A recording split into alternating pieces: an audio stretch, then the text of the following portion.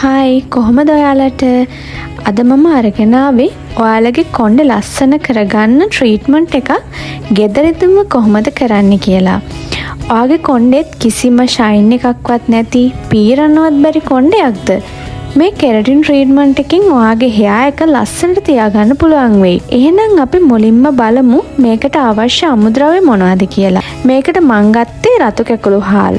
ඔයාලට සුදු කාලුණත් ගන්න පුළුවන්.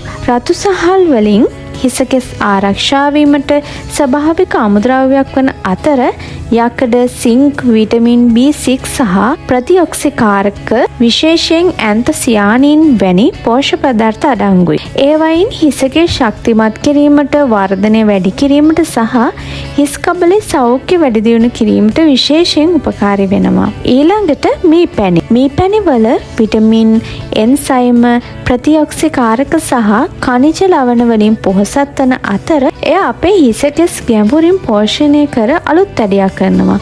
මේ පැණි කියන්නේ හොඳම ස්වභාවික කන්ඩිෂනර් එකක් වගේම හිස් කබලට කරන හොඳම ප්‍රතිකාරයක් විදිහට මේ මී පැණි ක්‍රියා කරනවා. ඊළඟට මම අරගෙන තියෙනවා යෝගට්.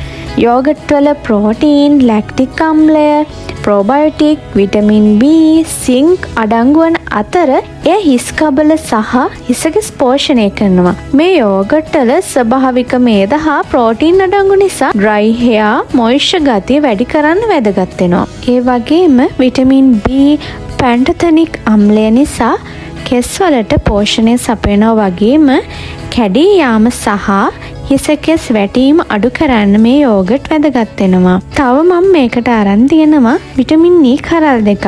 විටමින් E කියන්නේ රුධිර වාහිනී පුළුල් කිරීමට සහ හිස් කපලට රුධිර සැපයීම වැඩි දියුණු කිරීමට මේ විටමින් E උපකාරී වෙනවා. එමගින් නිරෝගී කෙස් කලමක් ලබා ගැනීමට විටමින් E වැදගත් වෙනවා. විටමින් E වලින් කෙස්වල තෙතමනය රඳවා තබා ගන්නවා වගේම හිස කෙස්වලට දිලිසෙන සහ සිනිඳු බවක් ලබා ගැනීමටද මේ විටමින් E වැදගත් වෙනවා. අපි දැන් බලමු මේක හදාගන්නේ කොහොමද කියලා. මේකට මම හාල් මේස හැඳි 5ක් වගේ තමයි ගත්තේ. මුලින්ම හාල් ටික හොඳින් තඹගෙන මේ වගේ පේස්ට් එකක් වෙනකම් බ්ලෙන්ඩ් කරගන්න. ඊට පස්සේ මම හදාගත්ත මේ පේස්ට් එකට යෝගට් මේස හැඳි එකකුයි ෆ්‍රෙෂ් මිල්ක් ටිකක් දාලා හොඳින් මික්ස් කරගන්නවා. ඊට පස්සේ විටමින් E කරල් දෙකක් එකතු කරගන්නවා. දැන් මම එකතු කරගන්නවා මී පැණි තේ හැඳි දෙකක්. ඊට පස්සේ මේ පේස්ට් එක හොඳින් මික්ස් කරගන්න.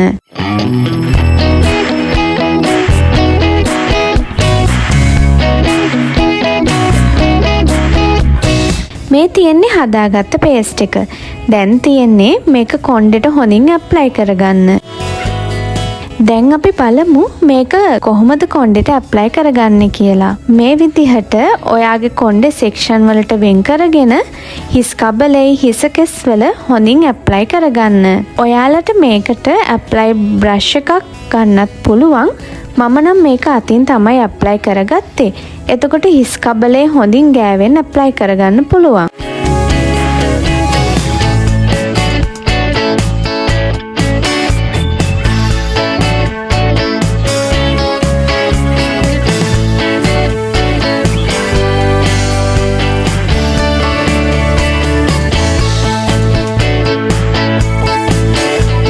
මේ විදිහට මුළු කොණ්ඩෙම හොඳින් ඇප්ලයි කරගන්න.